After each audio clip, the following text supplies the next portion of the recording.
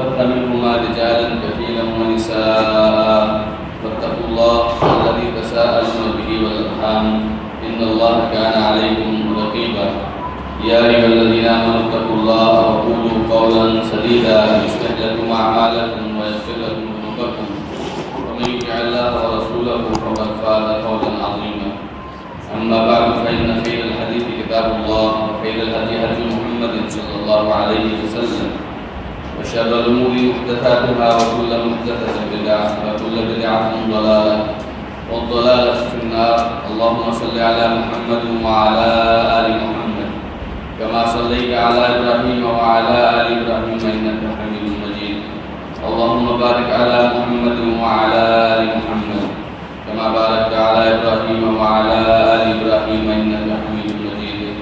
رب اشرح لي صدري ويسر لي أمري واحلل عقدة من لساني يفقهوا قولي رب زدني علما.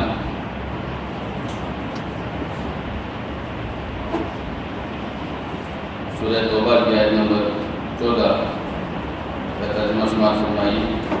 اللہ سبحانہ و تعالیٰ نے ارشاد فرمایا قاتلوہم، تم ان سے قتال کرو، جنگ کرو.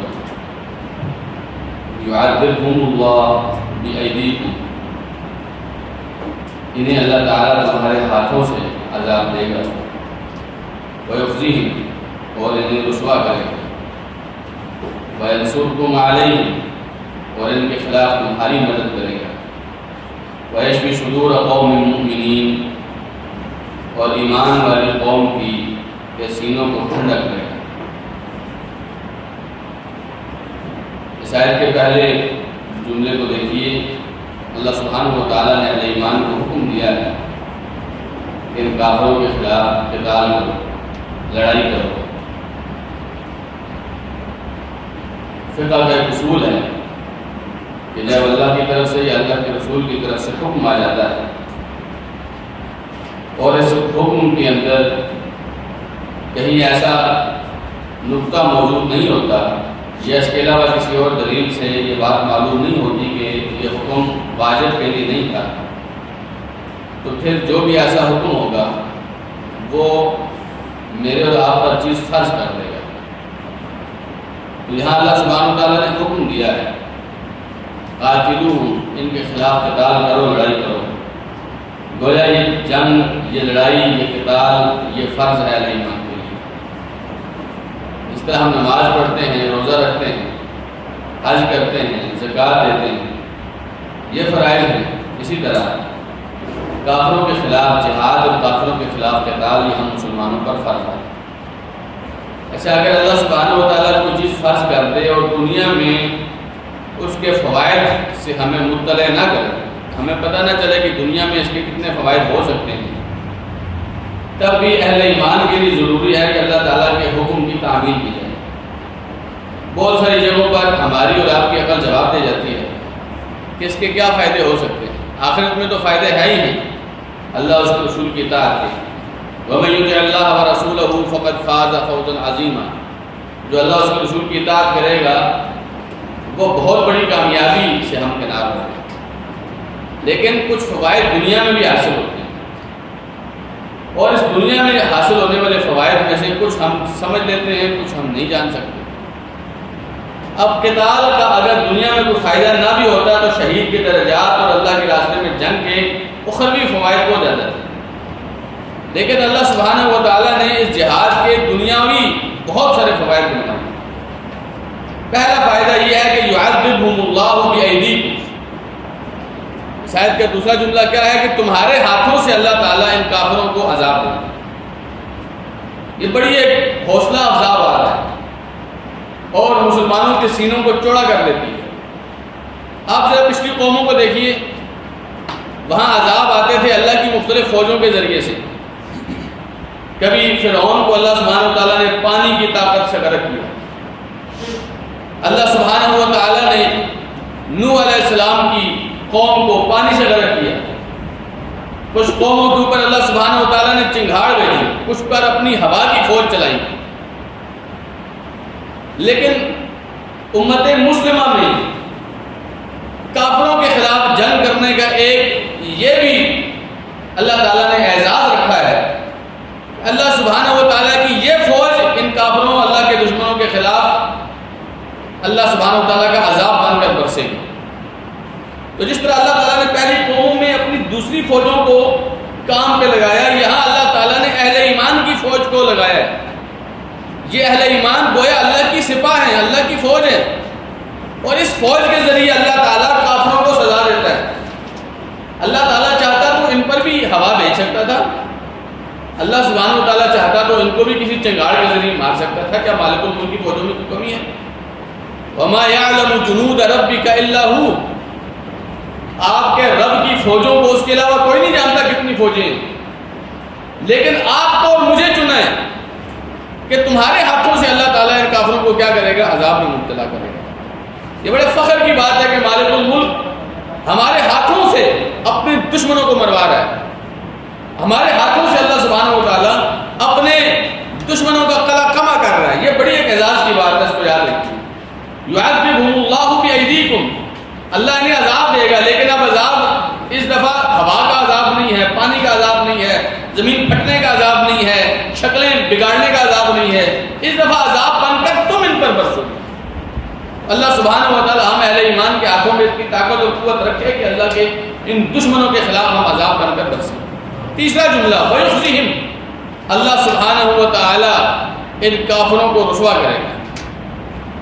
ان کافروں کو، انہوں نے جو تکبر اور غرور میں آ کے نبی کریم صلی اللہ علیہ وسلم کے دین کو، آپ کی شریعت کو نہیں مانا ہے، اللہ سبحانہ و تعالیٰ ان کافروں کو رسوا کرے گا۔ یہ وہ لوگ ہیں جو نبی کریم صلی اللہ علیہ وسلم کی مبارک پشت پر گندی اوجڑی رکھ دیا کرتے تھے۔ یہ وہ لوگ ہیں جنہوں نے نبی علیہ السلام کے مبارک صحابہ کو کوئلوں پر لٹایا تھا اور بڑے فخر سے کہے لگاتے تھے۔ لیکن اللہ سبحانہ و تعالیٰ ایک دن آئے گا کہ ان کو رسوا کرے گا، اور اللہ نے کر کے دکھایا۔ سیدنا انس بن مالک رضی اللہ عنہ اپنے والد ابو طلحہ سے بیان کرتے ہیں، کہتے ہیں نبی کریم صلی اللہ علیہ وسلم نے بدر کے دن 14 کافروں کے بارے میں حکم دیا، انہیں بدر کے کنویں کے اندر پھینکو۔ کہتے ہیں گندا کنواں تھا، بدبودار کنواں تھا بدر کے میدان میں، آپ نے حکم دیا 14 کافروں کو اٹھا کے اس کنویں میں پھینکو۔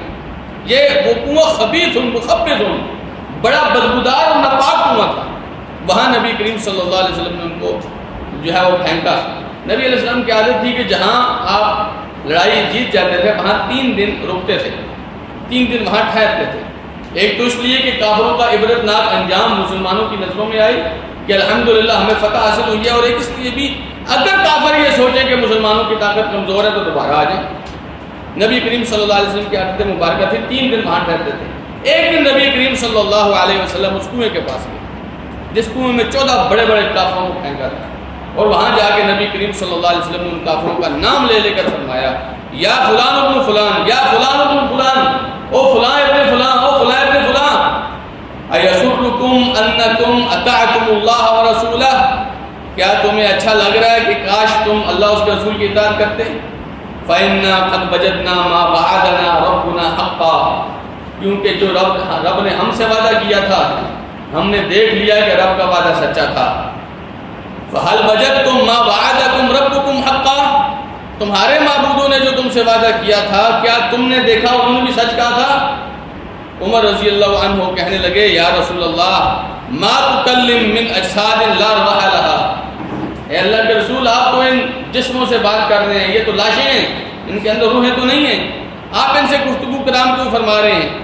نبی کریم صلی اللہ علیہ وسلم نے فرمایا، والذی نفس محمد بیدہ ما انتم باسمع لما اقول منہم، اس اللہ کی قسم جس کے ہاتھ میں میری جان ہے، جو میں ان سے بات کہہ رہا ہوں وہ بات ان سے زیادہ تم نہیں سن رہے ہو، یہ بھی سن رہے ہیں تمہاری طرح۔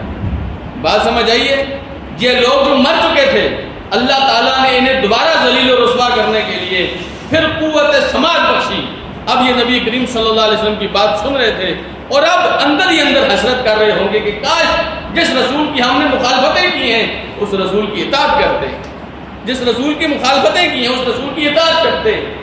وَيَوْمَ يَعُضُّ الظَّالِمُ عَلَى يَدَيْهِ يَقُولُ يَا لَيْتَنِي اتَّخَذْتُ مَعَ الرَّسُولِ سَبِيلًا، فرمایا قیامت کے دن ظالم لوگ اپنی انگلیوں کو نوچیں گے، اپنے ہاتھوں کو کاٹیں گے، اس وجہ سے اے کاش میں رسول کے راستے پر چل پڑتا، اے کاش میں رسول کے راستے پر چل پڑتا۔ آج بھی جو چاہے وہ مسلمانوں میں سے ہو چاہے وہ غیر مسلموں میں سے ہو، اگر اللہ اس کے رسول صلی اللہ علیہ وسلم کے راستے پر نہیں چلیں گے، بات پھر وہی ہے کہ اگر اللہ اس کے رسول صلی اللہ علیہ وسلم کا راستہ اختیار کیا ہوتا تو فائدہ ہوتا۔ تو میرے بھائی آج ہمارے پاس وقت ہے، آج اللہ کے رسول صلی اللہ علیہ وسلم کی دعوت بالکل خالص طریقے سے ہمارے پاس موجود ہے۔ اس وقت انگلیاں نوچنے سے بہتر ہے آج رسول اللہ کا واضح راستہ موجود ہے، اس راستے پر چلا جائے۔ نبی کریم صلی اللہ علیہ وسلم کی اس حدیث میں سیدنا قتادہ رضی اللہ عنہ نے ایک تبصرہ فرمایا، فرمانے لگے احیاهم اللہ حتی اسمعهم قولہ توبیخا وتصغیرا ونقمتا وحسرتا وندما، انہیں اللہ سبحانہ و تعالیٰ نے دوبارہ زندگی بخشی۔ ان لوگوں کو یہ جو بدر کے کنویں میں پڑے تھے لاشیں، انہیں اللہ تعالیٰ نے دوبارہ سننے کا موقع دیا، کس لیے؟ تاکہ اللہ سبحانہ و تعالیٰ کی طرف سے جو توبیخ تھی، جو ڈانٹ تھی، وہ سمجھ سکیں، اور ان کو جو رسوائی حاصل ہونی تھی وہ رسوائی محسوس کر سکیں، اور جو اللہ تعالیٰ کی طرف سے ان کے خلاف جو فرمایا گیا تھا وہ وعدہ پورا ہوتا ہوا یہ خود اپنی کانوں سے سن سکیں۔ تو اللہ سبحانہ و تعالیٰ نے مسلمانوں سے وعدہ کیا ہے، تم ان کے خلاف لڑو، تمہارے ہاتھوں سے اللہ ان کو عذاب دے گا، وَيُخْزِهِمْ، اور تمہارے ہاتھوں سے اللہ ان کو رسوا کرے گا، وَيَنْصُرْكُمْ عَلَيْهِمْ، تیسرا وعدہ دنیا کے اندر کیا ہے؟ تمہاری مدد کرے گا ان کے خلاف، اللہ سبحانہ و تعالیٰ ان کے خلاف تمہاری مدد کرے گا۔ اور اللہ تعالیٰ نے بڑی مدد کی ہے، مدد کے کئی طریقے تھے جو اللہ سبحانہ و تعالیٰ نے مسلمانوں کے لیے اتارے۔ سب سے پہلا طریقہ کیا تھا؟ اللہ سبحانہ و تعالیٰ نے کافروں کے دلوں میں مسلمانوں کا رعب ڈال دیا۔ قرآن مجید میں سورہ انفال میں فرمایا سألقی فی قلوب الذین کفروا الرعب، میں ان کافروں کے دلوں میں رعب ڈالوں گا۔ اور اللہ سبحانہ و تعالیٰ نے کافروں کے دلوں میں ایسا رعب ڈالا کہ وہ 313 مسلمانوں کے خلاف بھی کھڑے نہیں ہو سکے۔ اور دوسرا طریقہ یہ تھا کہ مسلمانوں کے دلوں کو مضبوط کیا جائے۔ ایسی حالت میں جب مسلمان تھوڑے تھے، اللہ سبحانہ و تعالیٰ نے کافروں کی نظروں میں مسلمانوں کو ڈبل کر کے دکھایا، اور مسلمانوں کی نظروں میں ان کو ڈبل کر کے دکھایا، اور مسلمانوں کے دلوں کو اللہ سبحانہ و تعالیٰ نے اتنا مضبوط کر دیا، اب یہ اپنے تھوڑے ہونے کے باوجود بھی ان سے ٹکرانے کے لیے تیار تھے۔ یہ اللہ سبحانہ و تعالیٰ کی مرضیوں کے یاد رکھیے، دل اللہ سبحانہ و تعالیٰ کی انگلیوں کے درمیان ہوتے ہیں۔ نبی کریم صلی اللہ علیہ وسلم نے فرمایا آدم کی اولاد کے جتنے دل ہیں رحمان کی 2 انگلیوں کے درمیان اس طرح ہیں، گویا ایک ہی دل ہوتا ہے، یقلبها کیف یشاء، اللہ جس طرف چاہتا ہے ان کو پھیر دیتا ہے۔ تو اب کافروں کے دلوں میں اللہ نے رعب ڈال دیا، مسلمانوں کے دلوں میں اللہ تعالیٰ نے ثابت قدمی ڈال دی۔ اور تیسرا مدد کا طریقہ یہ تھا اللہ سبحانہ و تعالیٰ آسمان سے فرشتے بھیجتا تھا۔ صحیح مسلم کی ایک حدیث میں آپ کو سناتا ہوں، نبی کریم صلی اللہ علیہ وسلم کے صحابی عبداللہ ابن عباس بیان کرتے ہیں، کہتے ہیں ایک آدمی تھا مسلمانوں کا، وہ ایک مشرک کے پیچھے لڑ رہا تھا، جھگڑ رہا تھا اس کے ساتھ جو ہے لڑائی جاری تھی اس کی۔ اچانک اس نے ایک آواز سنی، کسی لاٹھی کی آواز جو اس پر پڑی، اور وہ کسی گھڑ سوار نے اس کو کہا اقدم حیزوم، اے حیزوم آگے بڑھ۔ وہ جب آگے گیا اس نے دیکھا مشرک اس کے سامنے الٹا پڑا ہوا ہے، اور اس کی نظر جب پڑی تو اس نے دیکھا اس کی ناک بھی کٹی ہوئی ہے اور اس کا چہرہ بھی پھٹا ہوا ہے، جیسے کسی نے اتنے زور سے چھانٹا مارا ہے، اس کی ناک بھی اتر گئی ہے اور چہرے پر بھی داغ پڑ گئے ہیں۔ اس نے جب دیکھا اس آدمی کو تو بعد میں جب نبی کریم صلی اللہ علیہ وسلم کے پاس آیا، آپ علیہ السلام کو بتایا کہ ایسے ہوا، میں نے بندہ کوئی نہیں دیکھا لیکن مجھے کسی نے کہا کہ آگے جا۔ میں جب آگے گیا تو اس کی ناک بھی پھٹی ہوئی تھی، چہرہ بھی پھٹا ہوا تھا۔ آپ نے فرمایا صدقتا، تو نے سچ کہا ہے، ذالک من مدد السماء الخالقہ، یہ تیسرے آسمان سے آنے والی مدد تھی، یہ تیسرے آسمان سے آنے والی مدد تھی۔ اس دن بدر کی لڑائی میں فقتلوا یومئذ 70 واسروا 70، 70 کافروں کو مسلمانوں نے قتل کیا، 70 کافروں کو قیدی بنایا۔ یہ بات ہے اللہ سبحانہ و تعالیٰ فرماتا ہے وَيَنْصُرْكُمْ عَلَيْهِ، اللہ تعالیٰ ان کے خلاف تمہاری مدد کرے، لیکن اس سے پہلے آپ نے کیا کرنا ہے؟ قاتلوہم، ان سے لڑنا ہے۔ اب ہمارا مسئلہ یہ ہے ہمیں اللہ کے ان وعدوں کا یقین نہیں، حالانکہ اللہ تعالیٰ نے یہ جتنے وعدے کیے ہیں اللہ تعالیٰ نے نبی کریم صلی اللہ علیہ وسلم کے ساتھ وہ وعدے سارے پورے کیے، سارے کے سارے وعدے پورے کیے۔ اللہ نے کافروں کو رسوا بھی کیا ہے، اللہ نے کافروں پر عذاب بھی مسلط کیا ہے، اللہ تعالیٰ نے مسلمانوں کی مدد بھی کی ہے۔ اور اگلا بات جو بات اللہ سبحانہ تعالیٰ نے فرمائی وَيَشْفِي صُدُورَ قَوْمٍ مُؤْمِنِينَ، اللہ تعالیٰ اہل ایمان کے سینوں کو جلا بخشے گا، شفا عطا کرے گا۔ مسلمانوں کے سینوں میں جو ان کافروں کے خلاف غیظ و غضب کی آگ بھڑک رہی ہے اور ان کافروں کے خلاف جو گھٹن محسوس کرتے ہیں اہل ایمان، اللہ سبحانہ و تعالیٰ ان کافروں کے دلوں کو، مسلمانوں کے دلوں کو اللہ تعالیٰ شفا بخشے گا اور مسلمانوں کے دل ٹھنڈے کرے گا۔ وَيُذْهِبْ غَيْظَ قُلُوبِهِمْ، ان کے دلوں میں جو غصہ بھرا ہے کافروں کے خلاف وہ نکالے گا اللہ سبحانہ و تعالیٰ۔ اور شفا کیسے؟ نبی کریم صلی اللہ علیہ وسلم نے ایک دن فرمایا اس قریش کو اس کے خلاف ایسے اشعار کہو، یہ اشعار تیر سے زیادہ ان کے سینوں میں جا کے لگیں گے۔ تو نبی علیہ الصلوۃ والسلام نے عبداللہ ابن رواحہ کو بلایا، بڑے بہترین شاعر تھے، انہوں نے کچھ شعر کہے کافروں کے خلاف۔ نبی کریم صلی اللہ علیہ وسلم نے پھر کعب ابن مالک کو بلایا، انہوں نے کچھ شعر کہے کافروں کے خلاف۔ پھر نبی علیہ الصلوۃ والسلام کے پاس حسان ابن ثابت رضی اللہ تعالی عنہ آئے، جب وہ آئے تو نبی کریم صلی اللہ علیہ وسلم نے فرمایا قد آن لکم، اب آ گیا تمہارے پاس اصل بندہ، اب اصل بندہ تمہارے پاس آ گیا ہے۔ ان ترسلوا الی ھذا الاسد الضارب بذنبہ، اب اس شیر کو جو اپنی دم کے ساتھ ان کو مار دے گا، اس بندے کو آپ اپنے شعر سناؤ۔ ثم ادلع لسانہ فجعل يحركه، وہ حسان ابن ثابت اب اپنے شعروں سے اپنی زبان کو ایسے تاؤ دینے لگے جیسے بڑے فخری انداز میں فرما رہے ہوں کہ میں ان کا ستیہ ناش کر دوں گا۔ نبی کریم صلی اللہ علیہ وسلم نے فرمایا لا تعجل فإن أبا بكر أعلم قريش بأنسابها وإن لي فيهم نسبا حتى يلخص لك نسبي، آپ نے فرمایا جلدی نہ کر، میں بھی قریش سے ہوں، ایسا نہ ہو تو قریش کی مذمت کرتے کرتے، قریش کی بےزتی کرتے کرتے مجھے بھی بیچ میں شامل کر دے، کیونکہ میں بھی قریش میں ہوں۔ اس لیے پہلے ابو بکر کے پاس جاؤ، ابو بکر قریش کے نسب کو، قریش کے خاندانوں کو جانتا ہے، وہ تمہیں بتائے گا میرا خاندان کیا ہے، کہاں سے شروع ہوتا ہے کہاں تک آتا ہے، اور باقی ان قریشیوں کا خاندان کیا ہے۔ پہلے حسان ابن ثابت گئے ابو بکر کے پاس، وہاں سے نسب سیکھے کہ کس کا نسب کہاں سے ملتا ہے، پھر واپس آئے کہنے لگے یا رسول اللہ لأسلنک منہم کما تسل الشعرۃ من العجین، میں آپ کو اس طرح قریش میں سے نکالوں گا جس طرح گوندے ہوئے آٹے سے بال نکالا جاتا ہے، صرف بال نکلتا ہے ساتھ آٹا نہیں آتا، اس طریقے سے میں آپ کو ان میں سے کھینچ کے نکال لوں گا۔ قد لخص لی نسبک والذی بعثک بالحق، اللہ نے آپ کو حق کے ساتھ بھیجا ہے، انہوں نے مجھے آپ کا نسب سکھا دیا ہے۔ پھر سیدہ عائشہ رضی اللہ عنہ کہتی ہیں حسان ابن ثابت رضی اللہ عنہ نے شعر پڑھے، اور وہ شعر بڑے مشہور شعر ہیں، صحیح بخاری میں موجود ہیں۔ کہنے لگے کہ حجوت محمدا فاجبت عنہ وعند اللہ فی ذاک الجزاء، حجوت محمدا برا نقیا رسول اللہ شیمتہ الوفاء۔ جب یہ شعر پڑھے امی جان سیدہ عائشہ فرماتی ہیں فشفا واشتفا، رسول اکرم صلی اللہ علیہ وسلم کا سینہ شفا یاب ہو گیا، آپ کو ٹھنڈ مل گئی ایک دفعہ حسان ابن ثابت کے شعر سن کے۔ جو مسلمانوں کے دلوں میں ان کافروں کے خلاف جو غیظ و غضب کی آگ بھری ہے، تو اللہ سبحانہ و تعالیٰ اس جہاد کے ذریعے، اس قتال کے ذریعے سے مسلمانوں کے دلوں کو اس جو حقد ہے، ان کے خلاف غیظ و غضب ہے، اس سے نجات دے گا۔ وَيَتُوبُ اللَّهُ عَلَىٰ مَن يَشَاءُ، 15 نمبر آیت میں اللہ سبحانہ و تعالیٰ نے فرمایا لیکن پھر بھی اتنا یاد رکھنا اللہ تعالیٰ جس کی چاہے گا توبہ قبول کرے گا۔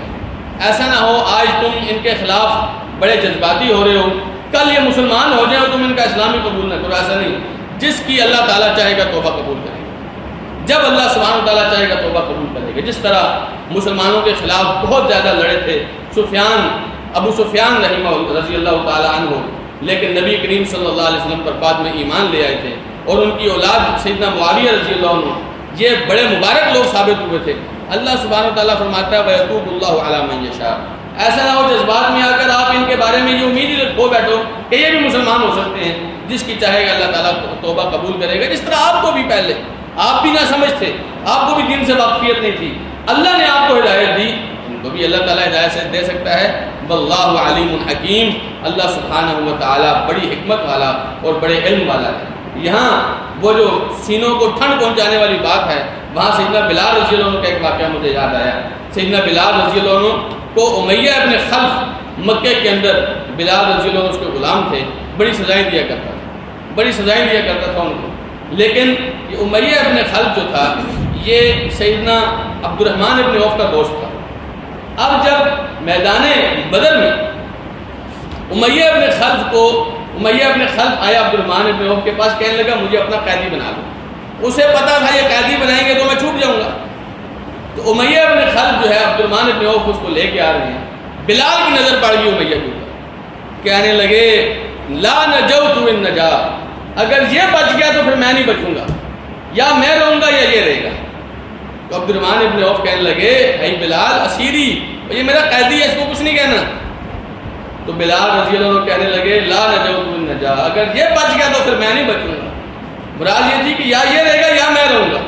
اتنے میں بلال رضی اللہ عنہ نے اونچی آواز لگائی اور کہنے لگے یہ راس الکفر ہے، یہ سارا کا سارا کفر کا سردار ہے۔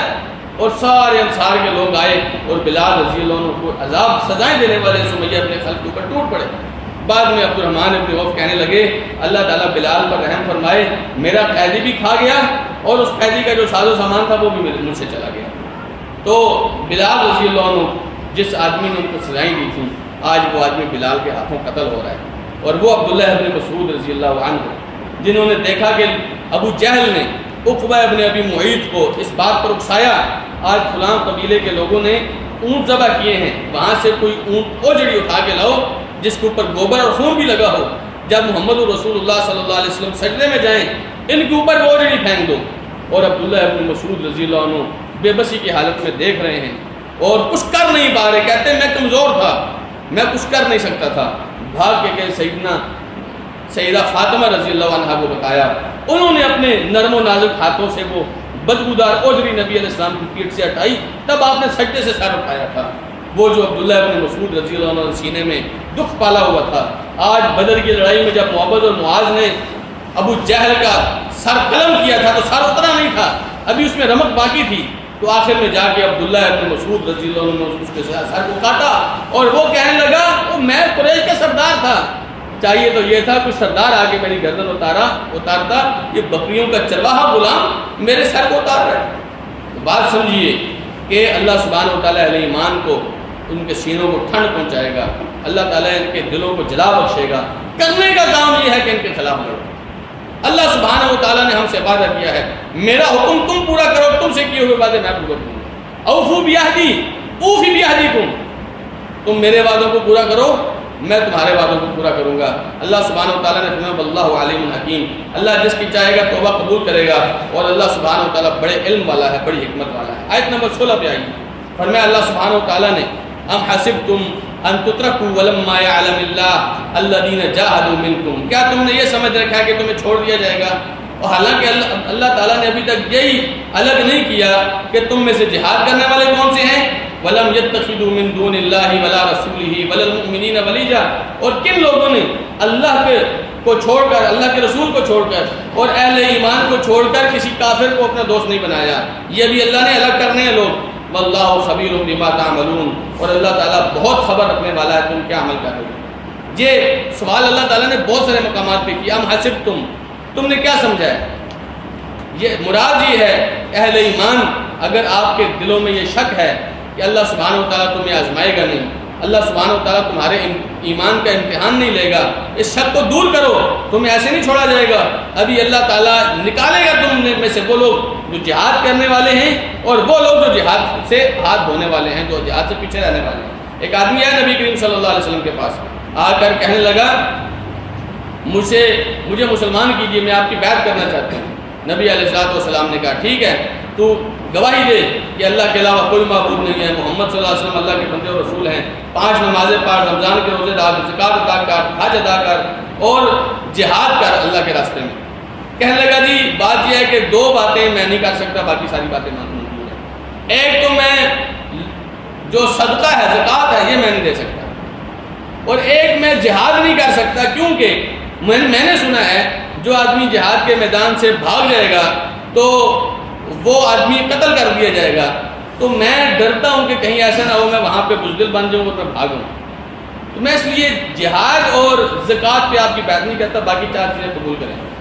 نبی کریم صلی اللہ علیہ وسلم نے فرمایا لا صدقۃ ولا جہاد فبما تدخل الجنہ، نہ صدقہ دے گا نہ جہاد کرے گا تو جنت کیسے داخل ہوگا؟ بات سمجھیں، ہم نے سمجھا اسلام بڑا میٹھا میٹھا ہے، بس ذرا سی مسکرانے والی باتیں کر لیں، جوڑ پیدا کرنے والی باتیں کر لیں اور آپ کا گزارا چل جائے گا۔ نہیں، ام حسبتم ان تترکوا، کیا تم نے یہ سمجھ رکھا کہ اللہ ایسے ہی چھوڑ دے گا؟ ولما يعلم اللہ الذین جاہدوا منکم، ابھی تو اللہ نے آزمایا ہی نہیں ہے تم میں سے جہاد کرنے والے کون سے ہیں۔ پہلے اللہ تعالیٰ تمہارے پاس جہاد کا موقع لائے گا، پھر دیکھے گا تم میں سے کون جہاد کو خوشی سے قبول کرتا ہے اور کون جہاد سے بھاگنے کا راستہ اختیار کرتا ہے۔ جہاد یہ معیار ہے ایمان کا، یاد رکھیے۔ نبی کریم صلی اللہ علیہ وسلم نے فرمایا بَذِرْوَةُ سِنَامِهِ الجہاد، اس اسلام کی چوٹی ہے جہاد۔ کوئی آدمی اس چوٹی پر ہی نہیں چڑھا تو کیسا اسلام؟ نبی علیہ السلام نے فرمایا فَبِمَ تَدْخُلُ الْجَنَّةَ، جب جہاد نہیں کرے گا، صدقہ زکوٰۃ نہیں دے گا، جنت میں کیسے داخل ہوگا؟ ایک تو ایمان کی آزمائش کا طریقہ یہ ہے کہ جہاد کے اندر ڈالا جائے کہ کون جہاد کرتا ہے اور کون نہیں کرتا ہے۔ منافقوں نے عام طور پر نبی علیہ السلام کے جہاد سے راہ فرار اختیار کی تھی، اور اہل ایمان نے مشکل اوقات میں بھی رسول اکرم صلی اللہ علیہ وسلم کا ساتھ دیا تھا۔ اب ایک اور معیار کیا ہے؟ وَلَمْ يَتَّخِذُوا مِن دُونِ اللَّهِ وَلَا رَسُولِهِ وَلَا الْمُؤْمِنِينَ وَلِيًّا۔ ایک اللہ آپ کو یہ بھی دیکھے گا آپ میں سے کس کس نے اللہ، اس کے رسول اور اہل ایمان کے بجائے دوسروں کو دوست بنایا ہے، یہ بھی اللہ تعالیٰ دیکھے گا۔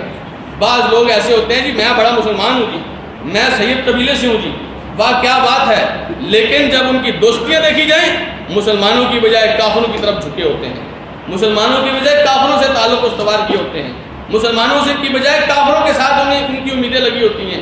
ایسے لوگوں کا ایمان اللہ کے ہاں قابل قبول نہیں ہے، ایسے نہیں چھوٹیں گے۔ پہلے اللہ تعالیٰ دیکھے گا تمہاری دوستیوں کا معیار کیا ہے۔ دوستیاں یاد رکھیے خالص اللہ کے لیے لگتی ہیں۔ اگر کوئی اللہ کا دوست ہے وہ ہمارا دوست ہے، کوئی اللہ کا دشمن ہے دنیا اوپر سے نیچے ہو جائے وہ ہمارا دوست نہیں ہو سکتا۔ کیسے ہو سکتا ہے؟ جس اللہ سے آپ جان سے بڑھ کر محبت کرتے ہیں یہ اللہ تعالیٰ کے خلاف کھڑا ہوا ہے، اللہ کے خلاف جہاد کر رہا ہے، اللہ کے خلاف لڑائی کر رہا ہے، اللہ کے بندوں کے خلاف لڑائی کر رہا ہے، اللہ کے دین کو مٹانا چاہتا ہے، آپ اس کے ساتھ دوستیاں لگاتے ہیں، اپنی مجبوریاں ثابت کرتے ہیں۔ مجبوریاں اپنے اللہ کے سامنے رکھیے۔ اللہ تعالیٰ نے کل جو ہم نے آیت پڑھی تھی فرمایا تھا اتخشونہم، ان سے ڈر رہے ہو، فاللہ حق ان تخشوا، اللہ زیادہ حق رکھتا ہے کہ اسے ڈریے۔ تو دوستیاں کس کے ساتھ لگانی ہیں؟ اللہ کے ساتھ اور اللہ کے دوستوں کے ساتھ، اللہ کے رسولوں کے ساتھ۔ جنہوں نے رسول اکرم صلی اللہ علیہ وسلم کو مکے سے نکالا آپ اس کے ساتھ دوستیاں لگا سکتے ہیں۔ جن یہودیوں نے نبی کریم صلی اللہ علیہ وسلم کو قتل کرنے کی کتنی سازشیں کی، حتیٰ کہ آپ کو زہر کھلایا ان یہودیوں نے، اور نبی کریم صلی اللہ علیہ وسلم جب فوت ہو رہے تھے آپ نے فرمایا وہ جو زہر مجھے اس یہودیہ نے کھلایا تھا، مجھے وہ زہر میری رگوں کو کاٹے جا رہا ہے، وہ زہر میری رگوں کو کاٹے جا رہا ہے۔ اور میں اور آپ کہہ رہے ہیں جی اسرائیل کو تسلیم کریں، یہودیوں کے ساتھ دوستی لگائیں۔ اگر ان یہودیوں کے ساتھ دوستی لگائیں گے تو محمد رسول اللہ کے ساتھ کیا وعدے کیے تھے؟ آپ ان کے غلام ہیں یا ان یہودیوں کے دوست ہیں؟ یاد رکھیے وہ لوگ جو اللہ اس کے رسول کے دشمن ہیں ان کے ساتھ دوستی نہیں ہو سکتی۔ اللہ آپ کو آزمائے گا، کبھی آپ کو ایسا موقع ملے کہ مسلمانوں اور ان بدبودار لوگوں کے درمیان کس سے محبت کرنی ہے، ہمیشہ اپنی محبت کا معیار اسلام اور دین اور توحید رکھیے۔ مشرکوں کے ساتھ، کافروں کے ساتھ، یہودیوں اور عیسائیوں اور مجوسیوں اور ہندوؤں کے ساتھ دوستی مسلمانوں کی نہیں ہو سکتی ہے۔ واللہ خبیر بما تعملون، اللہ سبحانہ و تعالیٰ نے فرمایا اللہ کو سب پتہ ہے تم کیا عمل کر رہے ہو، اللہ سبحانہ و تعالیٰ تمہارے اعمال کو جانتا ہے۔ نمبر 17 دیکھیے، اللہ سبحانہ و تعالیٰ نے فرمایا، آپ تھوڑی دیر کے لیے ساتھ ساتھ سوچتے جائیے اللہ تعالیٰ ان کافروں کے ساتھ کیسے معاملات رکھنا چاہتا ہے، مسلمانوں کو کیا سبق دے رہا ہے کہ ان کافروں کے ساتھ آپ کے کیسے مزاج ہونے چاہیے، آپ کے تیور کیسے ہونے چاہیے۔ ہمارے یہاں مسئلہ یہ ہے کہ مسلمان سے ملتے ہیں تو تیوری چڑھائی ہوتی ہے، منہ سجایا ہوتا ہے، اور کافروں سے ملتے ہیں تو منہ کو پھیلا کے ملتے ہیں، ہاتھوں کو پھیلا کے ملتے ہیں۔ یاد رکھیے یہ ایمان کی نہیں کفر کی نشانی ہے۔ نبی کریم صلی اللہ علیہ وسلم نے اس سے منع کیا ہے کہ آپ کافروں کے ساتھ تو بڑی خوش ٹھنڈا پیشانی سے ملیں اور مسلمانوں کے خلاف آپ مسلمانوں سے ملتے ہوئے تیوریاں چڑھا لیں، یہ بات اللہ تعالیٰ کو منظور نہیں ہے، کیونکہ اللہ کو جو منظور ہے وہ یہ ہے کہ آپ اللہ کے بندوں کے ساتھ نرمی اختیار کریں۔ اشداء علی الکفار رحماء بینہم، کافروں کے سامنے جب آئیں گے تو سخت لہجے میں بات کریں گے، مسلمانوں کے ساتھ جب بات کریں گے تو بڑی نرم دلی کے ساتھ بات کریں گے۔ فرمایا اللہ سبحانہ و تعالیٰ نے ما کان للمشرکین ان یعمروا مساجد اللہ، مشرکوں کے لیے یہ بات ہے ہی نہیں کہ وہ اللہ کی مسجدوں کو آباد کریں، شاہدین علی انفسہم بالکفر، اس کے باوجود کہ وہ اپنے اوپر کفر کی گواہی دیتے ہیں۔ اولئک حبطت اعمالہم، یہ وہ لوگ ہیں جن کے سارے اعمال برباد ہو گئے ہیں، وفی النار ہم خالدون، اور آگ میں وہ ہمیشہ رہیں گے۔ اب یہاں دیکھیے اللہ سبحانہ و تعالیٰ نے مسجد حرام کے بارے میں فرمایا کہ ان مشرکوں کا یہ کام ہے ہی نہیں کہ اللہ کی مسجدوں کو آباد کریں۔ یاد رکھیے مسجدوں کو آباد کرنا نہایت مبارک کام ہے، لیکن یہ کام اگر مشرک کرے گا تو اللہ اسے قبول نہیں کرے گا۔ یہ کام اہل ایمان کیا کرتے ہیں۔ نبی کریم صلی اللہ علیہ وسلم نے فرمایا قیامت کے دن اللہ تعالیٰ اعلان کرے گا اللہ تعالیٰ، اے نجیرانی، میرے پڑوسی کدھر ہے، میرے پڑوسی کدھر ہے۔ قیامت کے دن اللہ سبحانہ وتعالیٰ اعلان کرے گا، لوگ کہیں گے اللہ کس کے اندر اتنی جرأت ہے کہ تیرے پڑوس میں آئے؟ اللہ سبحانہ وتعالیٰ فرمائے گا این عمار المساجد، مسجدوں کو آباد کرنے والے کہاں؟ اتنے مبارک لوگ ہیں کہ یہ اللہ کے پڑوس میں جائیں گے، لیکن اگر ان کے اعمال میں شرک ہوگا، اللہ فرماتا ہے تمہارے بس کی بات ہی نہیں کہ اللہ کے گھروں کو آباد کر سکو۔ تم اپنے خلاف کفر کی گواہی دیتے ہو، تم کہتے ہو ہم اللہ کی آخرت کے دن کو نہیں مانتے ہیں، ہم اللہ کے رسول کو نہیں مانتے ہیں، اللہ کی کتاب کو نہیں مانتے ہیں، اور تم اللہ کے گھروں کو کیسے آباد کر سکتے ہو؟ تو یہ لوگ اللہ کے گھروں کو آباد کرنے والے نہیں ہیں۔ اور فرمایا اللہ سبحانہ وتعالیٰ نے یہ تو وہ لوگ ہیں اولئک حبطت اعمالهم، ان کے سارے اعمال برباد ہو گئے، ان کے اعمال اللہ قبول نہیں کرتا۔ اللہ سبحانہ وتعالیٰ مشرکوں کا کوئی عمل قبول نہیں کرتا۔ عمل کی قبولیت کی 3 شرطیں یاد رکھیے۔ پہلی شرط یہ ہے آپ اللہ کی وحدانیت کی گواہی دیتے ہو، اللہ کے ساتھ شرک نہ کرتے ہو۔ اگر شرک کرتے ہوں گے اللہ تعالیٰ آپ کے اعمال قبول نہیں کرے گا۔ دوسری شرط یہ ہے آپ کے اندر اخلاص ہو، عمل خالص اللہ کے لیے کر رہے ہو، کسی غیر کے لیے نہیں۔ تیسری شرط یہ ہے عمل محمد رسول اللہ کے طریقے کے مطابق ہو، اپنے طریقے کے مطابق کیا ہوا عمل جو رسول اللہ سے میل نہیں کھاتا اللہ کے ہاں قبول نہیں ہوتا۔ تو مشرک آدمی کا کوئی عمل اللہ قبول نہیں کرتا، عام آدمی کی کیا بات کرتے ہیں؟ اللہ سبحانہ و تعالیٰ نے تو قرآن مجید میں اپنے 18 نبیوں کا نام لے کے فرمایا، ابراہیم علیہ السلام کا نام لیا، اسحاق کا، یعقوب کا، نوح کا نام لیا، داؤد، سلیمان، ایوب، یوسف، موسیٰ، ہارون علیہ السلام کا نام لیا، زکریا، یحییٰ، عیسیٰ، الیاس علیہ السلام کا نام لیا، اسماعیل، یسع، یونس، لوط کا نام لیا، سب کا نام لے کر فرمایا کہ وَلَوْ أَشْرَكُوا لَحَبِطَ عَنْهُمْ مَا كَانُوا يَعْمَلُونَ۔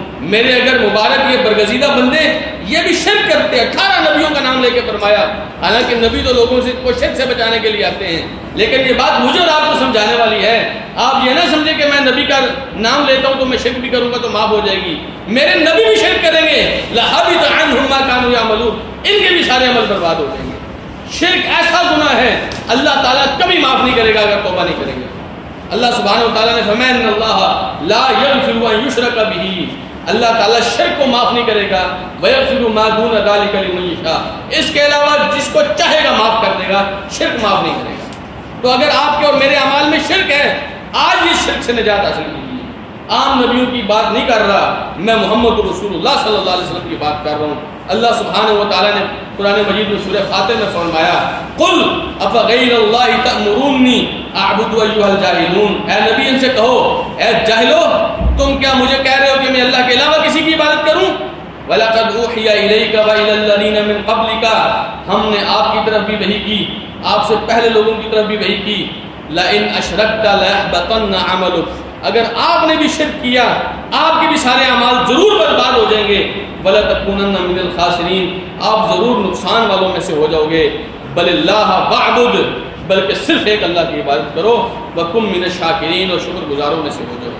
یہ محمد رسول اللہ کو نصیحت ہے صلی اللہ علیہ وسلم۔ کیا میں اور آپ جو ایمان رکھتے ہیں ہم یہ سوچ بھی سکتے ہیں کہ اللہ کے رسول شرک کر سکتے تھے؟ لیکن یہ بات سمجھائی کس کو جا رہی ہے؟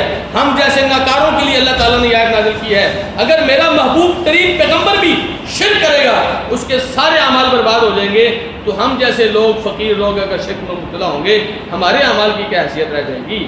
ہم نے تو ابھی کھڑے ہو کے اللہ کے سامنے اپنے پاؤں بھی نہیں سجائے ہیں، ہم نے تو ابھی نبی کریم صلی اللہ علیہ وسلم کی طرح راتوں کو کھڑے ہو کے اپنے آپ کو تھکایا نہیں ہے، ہمارے سینوں سے کب ہنڈیا کے ابلنے کی آوازیں آئی ہیں، لیکن یہ ساری عبادتیں بھی اللہ برباد کر دے گا اگر اللہ کے ساتھ کسی غیر کو شریک بنایا۔ اپنے ایمان، اپنے عقیدے، اپنی توحید کو سنبھالیے۔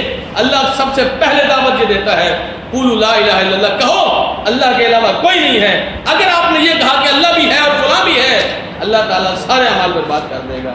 آج ہی اپنے ایمان، اپنی توحید پر نظر ثانی کیجیے، کسی لحاظ سے میری اور آپ کی توحید میں شرک نہ ہو۔ اگر شرک ہوا اللہ تعالیٰ فرمایا اولئک حبطت اعمالہم، ان کے سارے اعمال برباد ہو جائیں گے، وفی النار ہم خالدون، اور یہ جہنم کے اندر ہمیشہ رہیں گے۔